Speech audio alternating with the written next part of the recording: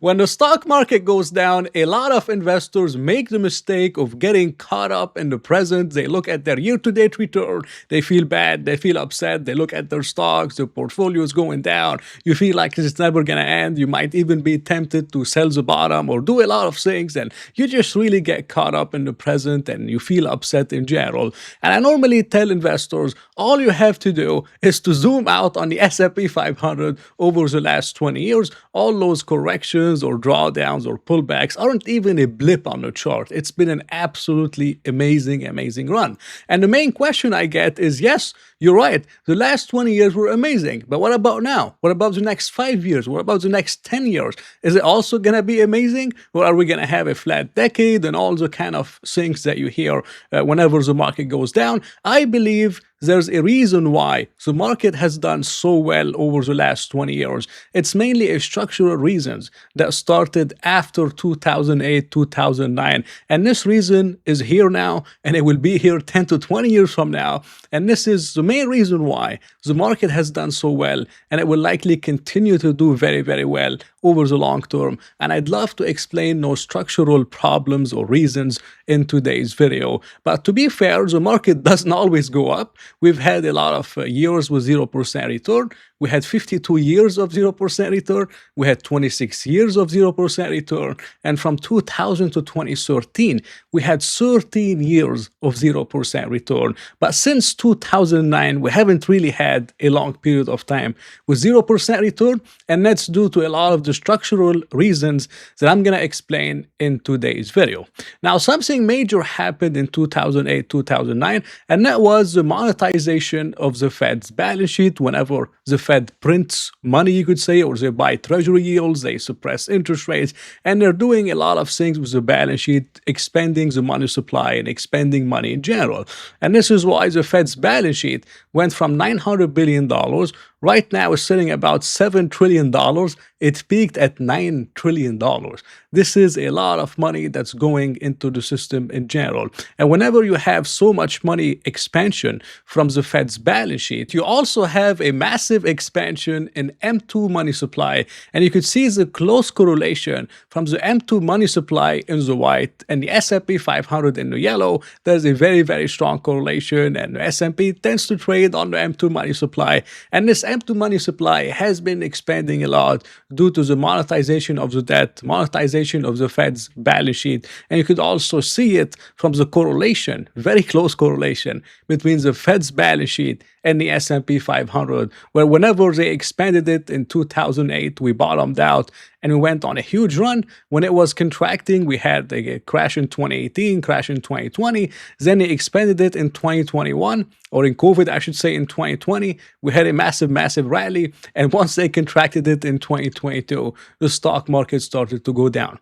So there was a structural reason for the Fed's balance sheet to increase over time and for the M2 money supply to increase over time, which is ultimately going to help the S&P 500 increase over time. But before I get more into those reasons, I also want to highlight this chart of the S&P 500 versus gold. And gold is by far the best performing asset of the 21st century. It was up 1,200% versus 450% for the S&P 500. Now, a lot of people told me I was cherry-picking days and cherry-picking chart, but I wasn't really doing that. I was mainly focused on the 21st century because that was the century of money printing, and this is why gold has done so well against the devaluation of the dollar whenever you have a lot of money printing in general. But one main reason why the Fed has to keep expanding the balance sheet and M2 money supply will have to keep expanding is the US debt. They have about 39 trillion in national debt, not including other obligations and other things. You'll be maybe at 50, 60 trillion dollars if you include other obligations. But this is a lot of debt for the United States. We have so much debt that the interest expense on the debt is almost $1 trillion. It's larger than the United States defense budget. This is really big, guys. And the government can't really pay it off. They can't have a budget surplus. We always have budget deficits. That's not going to change anytime soon because it requires cutting certain programs that a lot of people don't want to cut. And even Elon Musk's Doge alternative, which was a major alternative, could not help spending or budget deficits in any major way. So this is not an issue that's going to be solved anytime soon.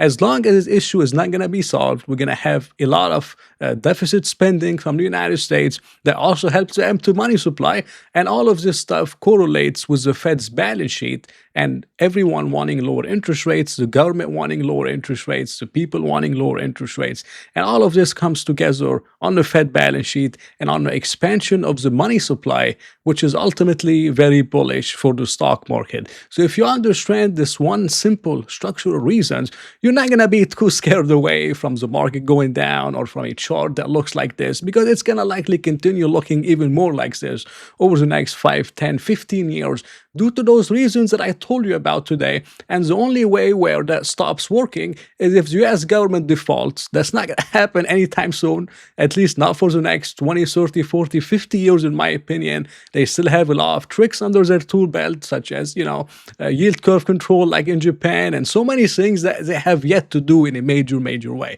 So I think this whole trend is really getting started. But there's another reason why stocks will likely also do very well over the long term, is the fact that 58% of the US population is exposed to the stock market, which is about 156 million people, not just through a regular broker account, but a lot of the retirement accounts and 401ks and IRAs.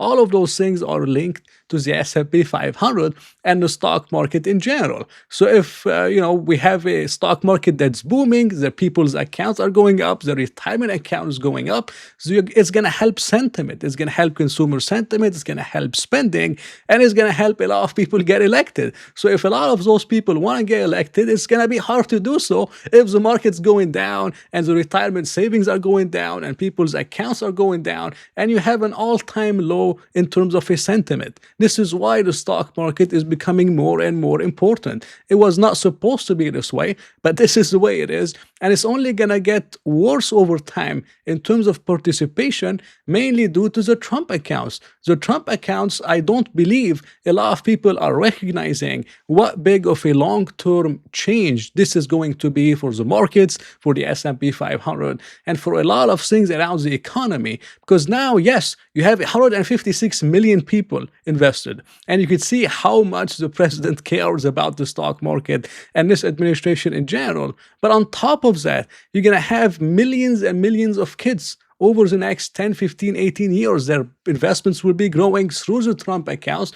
6 million kids signed up so far. So total, I think, is estimated to be potentially 30 million or 35 million that are eligible for those things. So if you're thinking of a long-term trend, you're going to have like 70, 75% or 80% of the US population invested in the stock market. So the stock market will dictate elections. It will dictate consumer spending in terms of confidence, and it's going to dictate a lot of different things.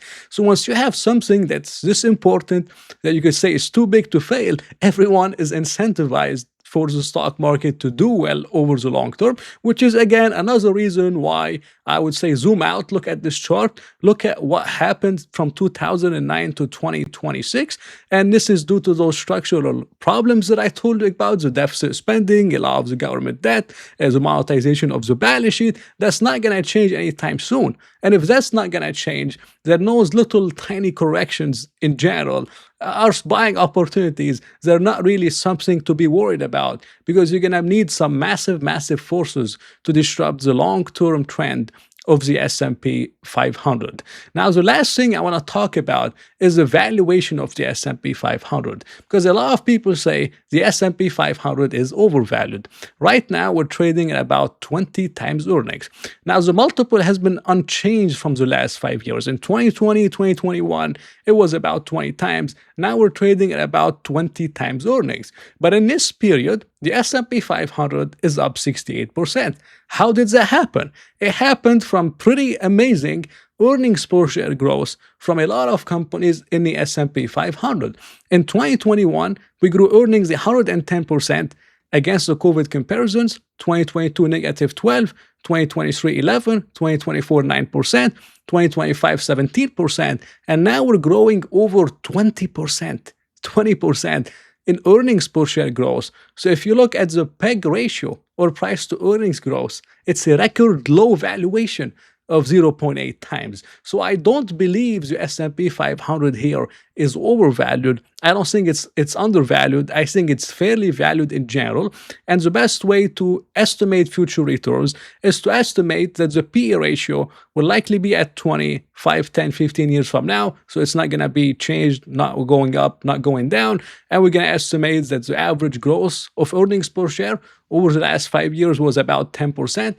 It's likely going to be 10% 5, 10 years from now. And you add some dividends and buybacks, you have about an 11, 12% annual return for the S&P 500, which means many other stocks could potentially be up much more than 11 or 12%. Because as long as the S&P 500 is growing in earnings 11 or 12%, this multiple really, is not really going to matter as much, because the market will grow into this multiple. And the more it will grow into this multiple, the better the future returns are going to be. So this is my message for today's video is whenever the market goes down or you see your portfolio going down, don't really panic too much. As long as you own the right companies, some really decent stocks, not like Sears or Walgreens or some stock that's going out of business, you're likely going to be fine. Maybe you should zoom out a little bit, look at the long-term trend, and ask yourself, how foolish would you have been if you chickened out and you panicked whenever the market went down in 2018? I personally did some of that. That's why I'm doing those videos, to help you guys up with my mistakes. But what happened if you did that and you sold everything, you never entered the market because you're scared the stocks were going down? That was a really stupid thing to do. What if you did it in 2015? What if you did it even in 2020 or 2021? All those things would have been massive, massive mistakes. And if you do it again, I think it will likely be a mistake. So that was my opinion and my thoughts in today's video on the market and some of the structural trends. Hope you learned something. Hope you enjoyed it. It was not financial advice. If you did enjoy it, please press the like button and maybe consider subscribing. So I'll talk to you in another video.